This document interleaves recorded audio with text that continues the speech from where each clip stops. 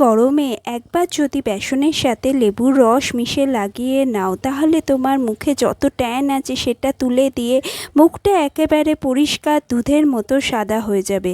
বন্ধুরা, বহু পুরনো তোমার মেচেতার দাগ কিছুতেই উঠছে না, স্কিনটা পরিষ্কার হয় না, স্কিনে ডালনেস, স্কিনে কালো কালো ছোপে ভর্তি, সেখান থেকে স্কিনটাকে উজ্জ্বল পরিষ্কার ফর্সা করে তুলবে আজকের এই রেমেডি। মুহূর্তের মধ্যে তোমাদের স্কিন থেকে ট্যান উঠিয়ে দেবে বেসন আর লেবুর রস। বন্ধুরা, দুটোই হলো প্রাকৃতিক ক্লেনজার আর স্কিন টোনকে খুব দারুণভাবে ক্লিন করে দেয়। বন্ধুরা, এই রেমেডি যদি তুমি একবার ইউজ করে দেখো, তাহলে তোমার দরকার পড়বে না দামি দামি ফেস ওয়াশ বা দামি দামি ফেসিয়ালে। তো 1 চামচ তুমি বেসন নিয়ে নাও। বেসন হলো প্রাকৃতিক ক্লেনজার, যেটা আমরা বহু পুরনো আমল থেকে ইউজ করে আসছি। এর মধ্যে দিয়ে দাও ঘরে পাতা টক দই বা টক দই, যে কোনো টক দই তুমি দিয়ে দাও, কেনা টক দই দিলেও হবে, অবশ্যই এটা যেন টক দই হয়।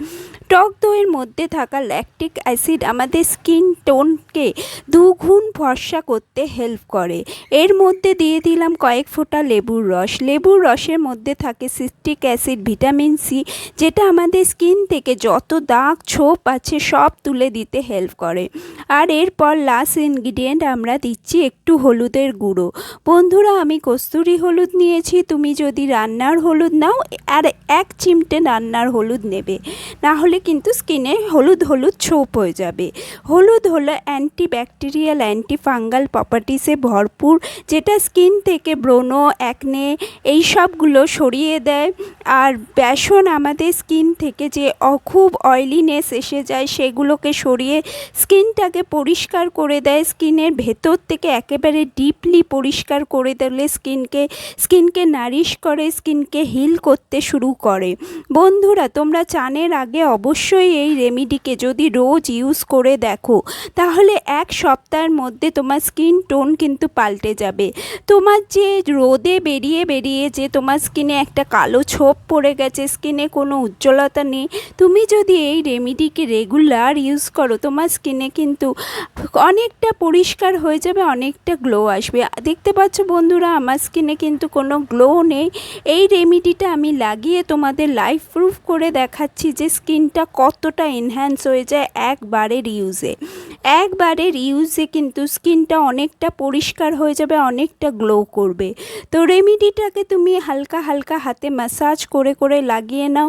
ম্যাসাজ করলে কি হয়, স্কিনটার ব্লাড সার্কুলেশনটা বেড়ে যায়, স্কিনে একটা ব্লাড ফ্লো আসে, আর এর ফলে স্কিনটা কিন্তু গ্লো করতে শুরু করে। তো বন্ধুরা, এই রেমেডিটাকে তোমরা ভালো করে ম্যাসাজ করে করে লাগিয়ে নাও।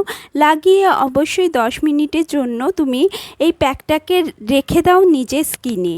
এটাকে প্যাক বলো বা ফেস ওয়াশ বলো, যাই বলো, স্কিনটাতে কিন্তু এটা দারুণভাবে কাজ করে। আমরা এর মধ্যে দই দিয়েছি, দই কিন্তু আমাদের স্কিনকে গ্লো দিতে, স্কিনকে পরিষ্কার রাখতে, স্কিনে যত ব্রণ ফুসকুড়িকে দূরে রাখতে কিন্তু দারুণভাবে কাজ করে। বন্ধুরা, আমরা এবারে প্যাকটাকে একটু জলে ভিজিয়ে নেব। জলে ভিজিয়ে নিয়ে হালকা হাতে ম্যাসাজ করে স্ক্রাব করে নেব। একটুখানি স্ক্রাব করলে 1-2 মিনিট স্ক্রাব করে নাও। 1-2 মিনিট স্ক্রাব করলে কি হবে, যত ডেড স্কিন আছে সেগুলো উঠে যাবে, স্কিনটা একদম পরিষ্কার হয়ে যাবে। একটা ভিজে রুমাল দিয়ে পরিষ্কার করে নাও। দেখো তো বন্ধুরা, কতটা এর ডিফারেন্স এসছে। প্রথমে আমার স্কিনটা যেরম ছিল তার চেয়ে অনেকটা কিন্তু পার্থক্য এসে গেছে। তো তোমরাও কিন্তু বাড়িতে এই রেমেডিকে অবশ্যই ট্রাই করো। তোমরা চাইলে রোজই এই রেমেডিকে ট্রাই করতে পারবে। তো ভিডিওটা কেমন লাগলো অবশ্যই আমাকে কমেন্ট করে জানিও। কোনো যদি ইনগ্রিডিয়েন্ট তোমার কাছে না থাকে কমেন্টে জানিও, আমি বলে দেবো। Thank you for watching.